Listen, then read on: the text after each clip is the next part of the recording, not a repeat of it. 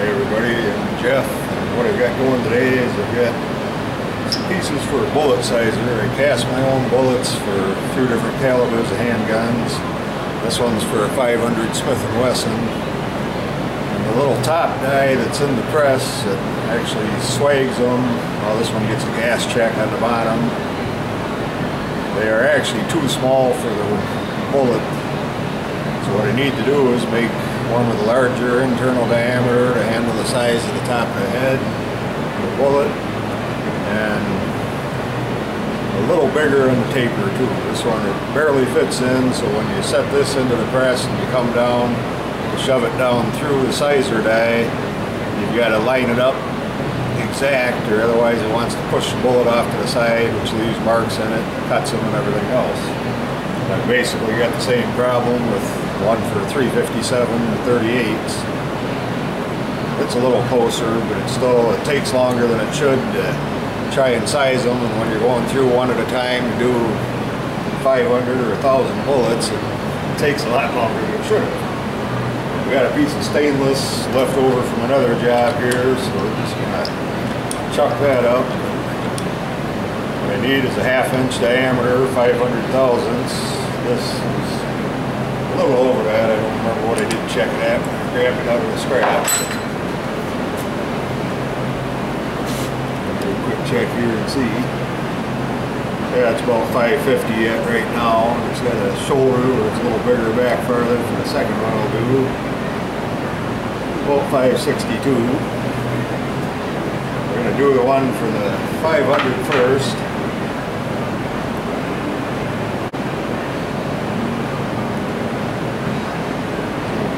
Rate so I can see what I'm doing. You got about 300 for internal diameter.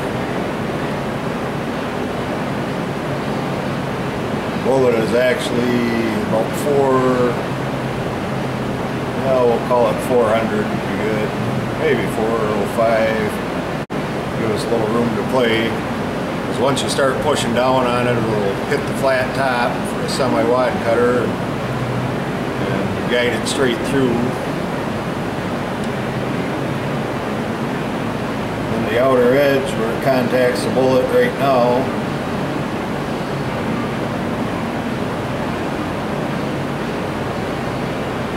about 435. I've got a little mark from where I tried it in the press. We're actually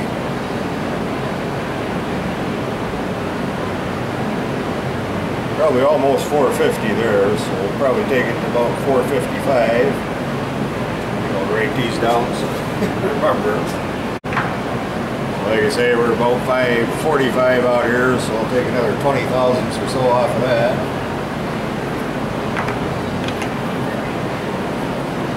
.40 diameter. I've got room. I could leave it the size it is, truthfully. Give it a go and see what happens.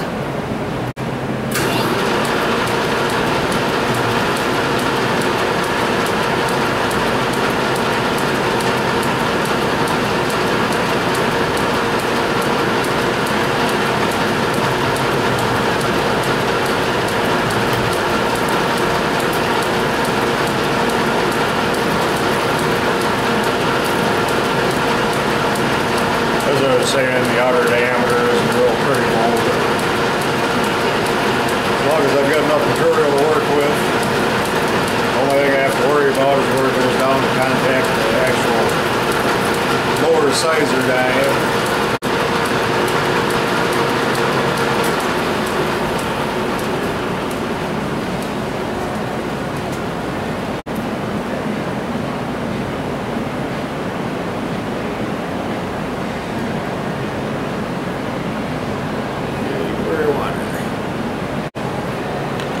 I've been so busy here that I haven't had time to do this.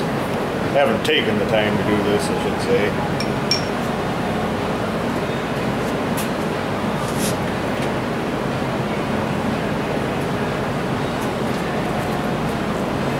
Seems like you can always put your own stuff off for a lot longer than you should.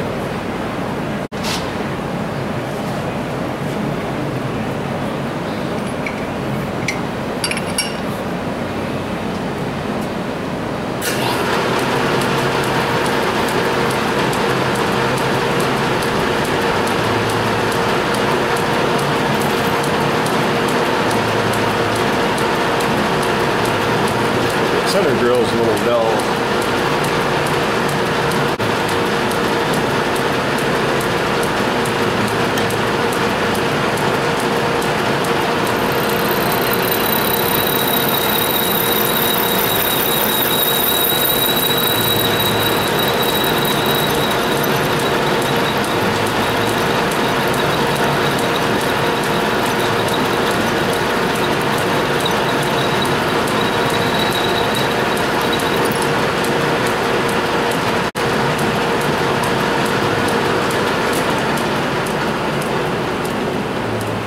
Actually going to use a mill bit to actually flatten the bottom out. I do have a boring tool small enough that will work in this way lathe. What I should be doing is using the south bend. I've got another project set up in there that I didn't want to bother taking apart. Let's do these quick. Which only takes a few seconds, but then I got to re-indicate it because of the amount of turning I've done on that. The worst part is I lost most of the video to that one, so I don't get to show you guys. Okay, of course my mini boring tool that I've got is actually still too big for this job. I thought I had one that went down to fit the 3/8 hole, but it doesn't. So what I did, I had a high-speed steel bit that was, I'm not sure what I had it done for originally, but I ended up regrinding the side of it. Put the end so it should match if I'm sitting in here at an angle. It's going to be right in the way of the camera, so maybe I can move that to the other side. I'm going to set my compound up at the taper I want.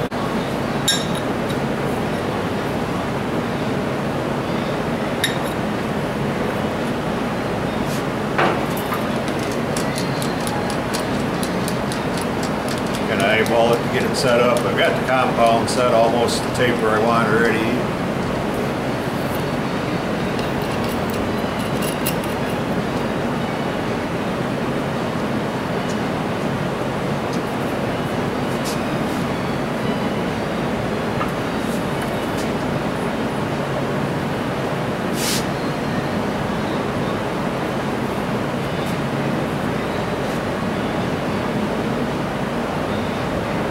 Looks like I've got enough clearance to touch bottom. Suppose you guys can't see any of that. I'll get the camera moved and set her up in a different spot. Okay, that's a little better. As I mentioned in one of the other videos, I haven't made my other camera mounts yet. Been watching some of you guys on YouTube doing yours, and do like Adams with the no-go setup. But considering that, well, I had a few ideas before I saw some of the others. Now, of course, I changed what I was going to do, and we're going to try it a different ways. I'll give this a shot and see what we got here. Hopefully you can halfway see it anyway.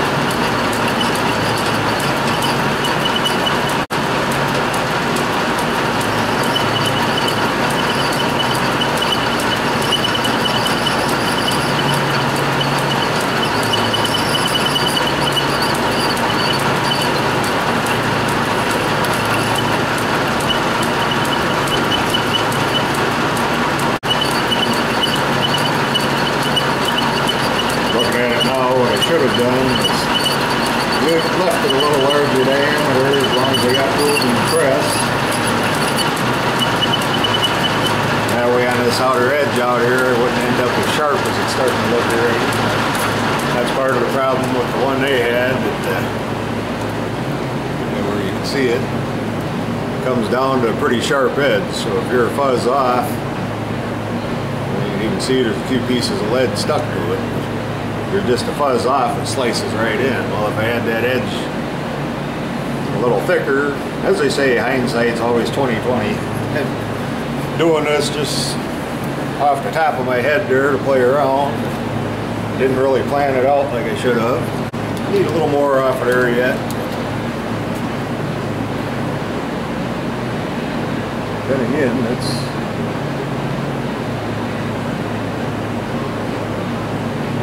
like I was saying, if you came in at a taper, that by the time she presses, I'm a little bit tight at the bottom yet. She will straighten herself out.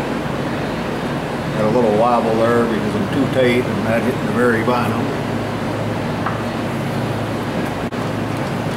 I'll shave her a little more and call it good, then I can turn it around and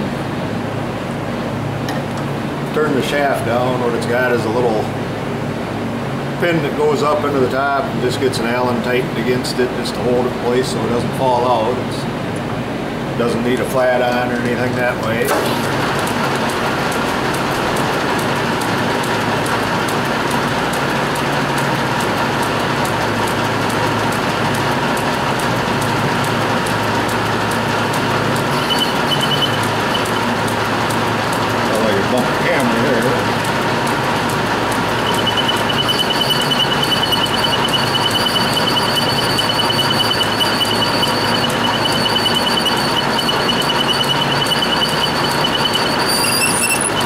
A little, well, I don't know if it'll show up in the camera there, but a little line there where the bullet mold comes together.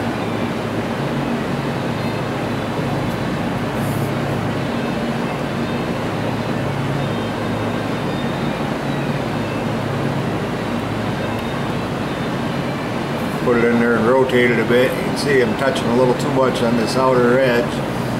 The problem is these are actually got a slight curve to them. So I'm sure get it down in the camera here, you can probably see that. So I think what I'll do is take and just shave a little more on this outer edge so I'm not contacting way down here.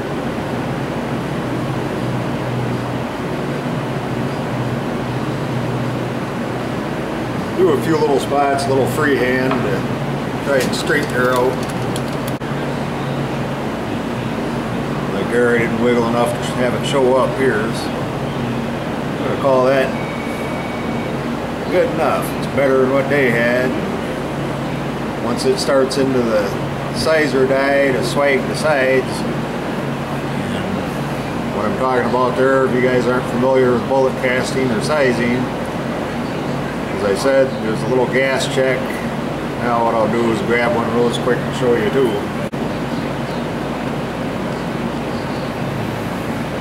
Down here where you can see me a little better. The gas check is just a little piece of copper that goes on the bottom of the bullet. And now this one, the reason this one's getting melted back down again, I must have dropped it when I took them out of the mold. You drop them in the water. But what happens is this gas check will fit on the bottom. In this case, since that edge is rough, it doesn't fit perfect. I guess you can see that in there. But it goes on the bottom like that, and as you put it through the sizer die, it'll crimp this edge in a little bit, and then these three lands that are standing up here, it shaves off. Well, not really shaves them off, it compresses them down to the 500 thousandths diameter that a 50 caliber bullet is. 500 Smith & Wesson that I shoot it out of. And then these two grooves get filled with a bullet lube, which helps keep your barrel from getting lead buildup or anything that way too. It makes them easier to put into the case. So once, especially with the gas check, once that starts in the bottom die, with this little bit of play I've got here, will help true it up. And it'll follow the die easy until it evens out all the lands. When you mold the bullet, it is actually a thousandth of an inch bigger than your finished diameter. And putting it through the sizer die squeezes the lead back around to even it out, make it perfectly round.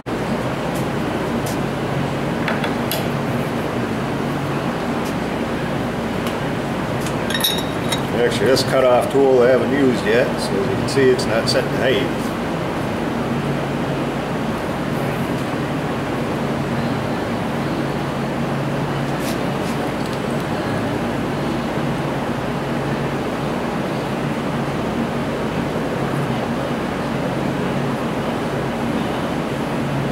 Just using the face of the chuck to square it up.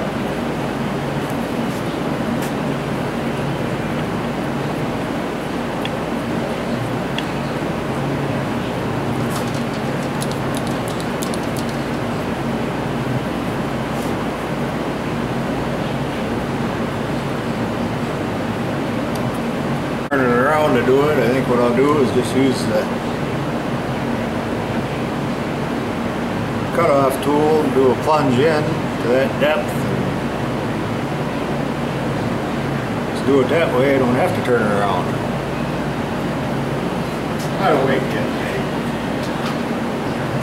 Considering it's about 3 in the morning right now, doing a little, I actually drive truck for a living basically, and do all this as a hobby that's sometimes a pain in the ass. Looks like the finished diameter is about 264. It's kind of an odd size.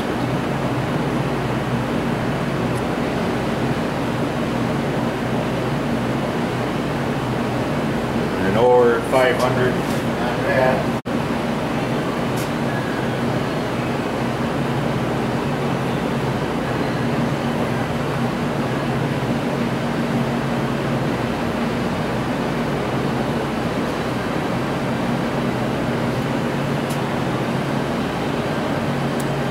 Go up and touch off, zero my dial, we can go for it. It said I need 264,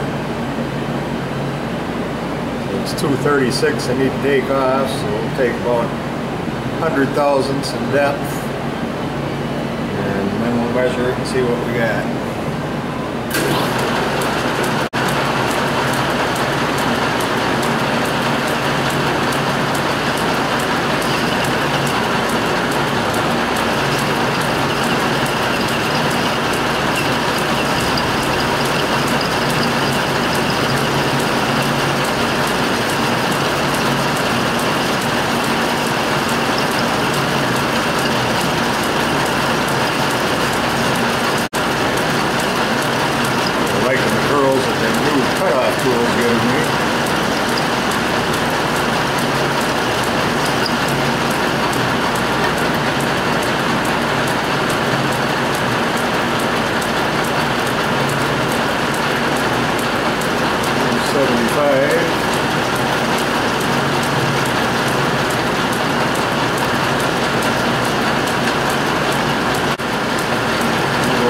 10 thousandths and then measure it.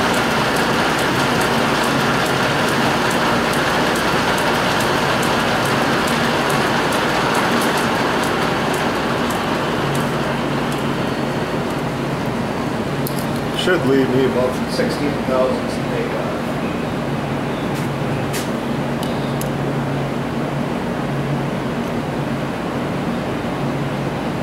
We've actually got about almost 20 thousandths to take off. About 19 and a half.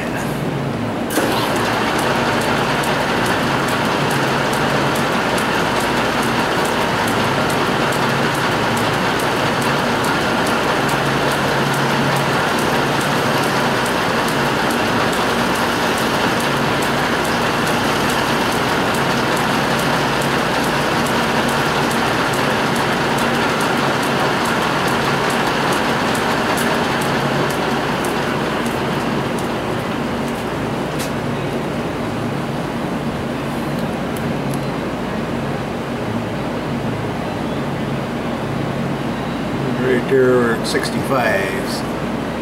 That'll be close enough for now. What I'll do is take them all down to that, and I'll take a file and do a little shave afterwards.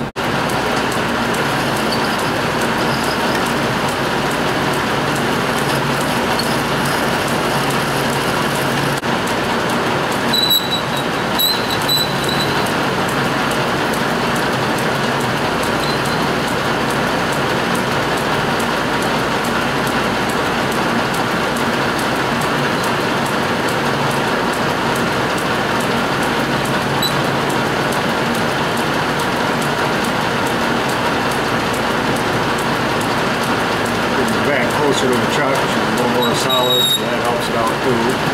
Plus a little more coolant on there helps.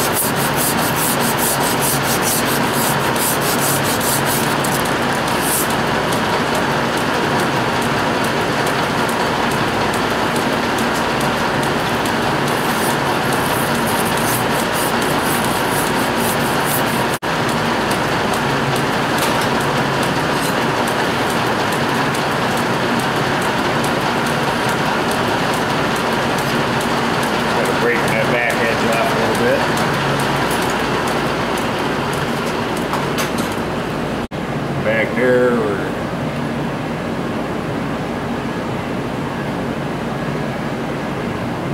we're actually 265.5.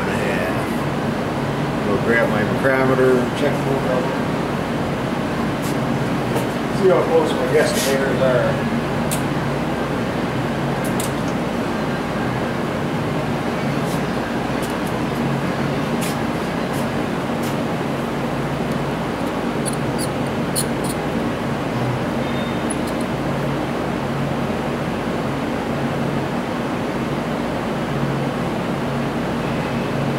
According to that, we're actually about 260.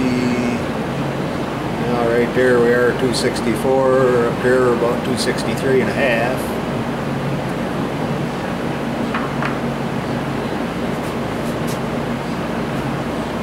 Find where he set the other one. This is the one I originally measured to get the size. We're about, you can see that 264.5 there.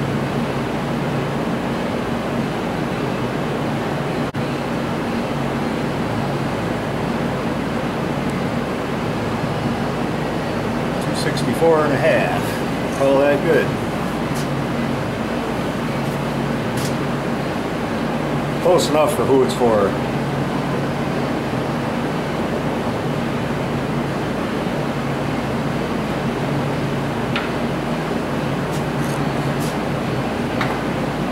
Actually, just looking at it there, the market to cut it off, I should have went about another 15 to 20 thousandths. Shave it once and then cut her off.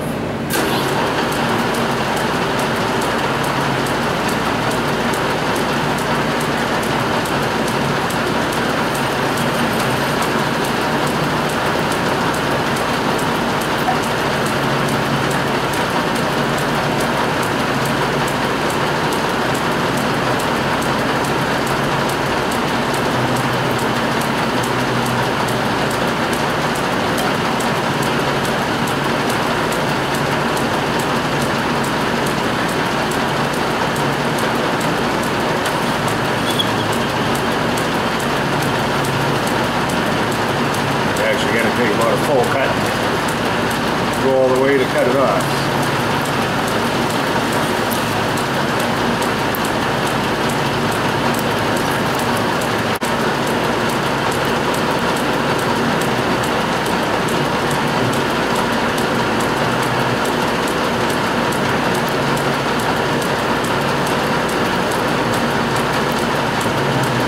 There we go.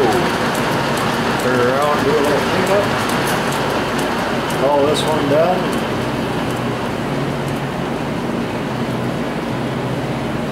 As you can, well, if you can see that, get it in the camera, you might be able to.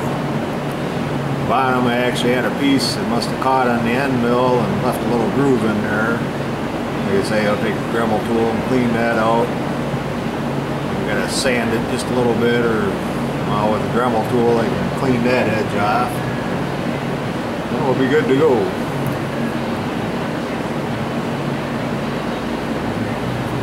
Thanks for watching. I've actually got another little part I'm going to have on here. I'm making a steady rest for this lathe. I think I kind of explained it in the video. I lost a lot of the footage. I had a ring that is larger diameter. I think it's 10-250 internal diameter. Well, that's what I ended up turning it to. Didn't have to take much off the inside, some off the outside. I lost a bunch of the video footage from that, and so I'm going to add that on to the end of this one. It's just a little quickie here. Hopefully I'll get some more of the videos edited and posted. I've still got a little work to do on the steady rest, but it's pretty well done, and we got to get it going for a job. So thanks for watching.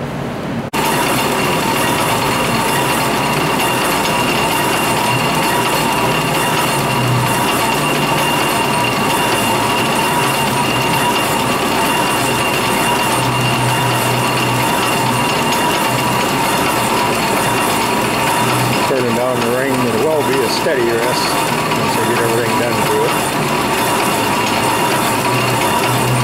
10-inch diameter hole in the center, just about 14 OD.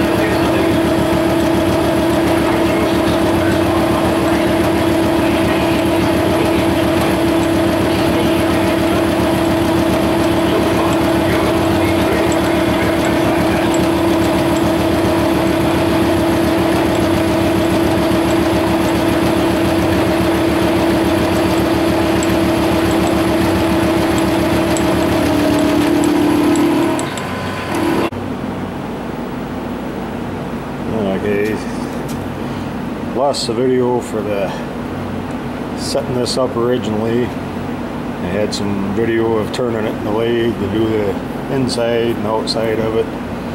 It was just a rough piece that I had laying around. We're 10 1/4 inches diameter inside. It's just about 1 3/4 inches. I think it's 1/700 for width on the piece here. We're 1 inch thick. This is for a steady rest for my 14-inch Hamilton lathe. And we went ahead and got it in the mill here and machined the bottom flat for where it'll be welded to the base for the lathe. And we've got it marked out if it shows up in the camera. I see the fingerprints do on the layout die. But for all three of my cuts for the arms, the lathe's going to screw it up there by the looks of it. But now we're check our settings and everything, and we can machine the one over here, and then we'll have to turn it around, get the other two lined up for the feed and everything that way. Okay, we get back over here in the lathe itself. This is going to be the base for it, and we're going to check it out right, slide her back, show you how I actually ended up marking it out. What I did was actually clamp it into the chuck itself and just use my straight edge and scribe the lines after I put the layout die on it. Actually, while it was on the chuck, I slid the base up against it, scribe there for my cut on the bottom. So that's what we're going to have. Eventually, once it's all welded together and everything, I need to use it for a job right away. Then I will go through and cut it and hinge it later. But for now, all I'm going to do is set it up so that I have to slide the piece of pipe through it. As I mentioned before, this is 10-250 for internal diameter. The piece of pipe I need to work on is, I believe it's a little over 9 inches. I think it was 9-150 or 9-175. So once I get this ready to go, I'll try and do a video machining that piece. I'm gonna bore it out a little bit inside. It's a 3-foot long piece. So I'll be working out at the end of it at first, and then I need to turn down on the side of it too, which, because of my compound height and the size of the lathe, I may have to do a little modifying there yet too. Thanks for watching.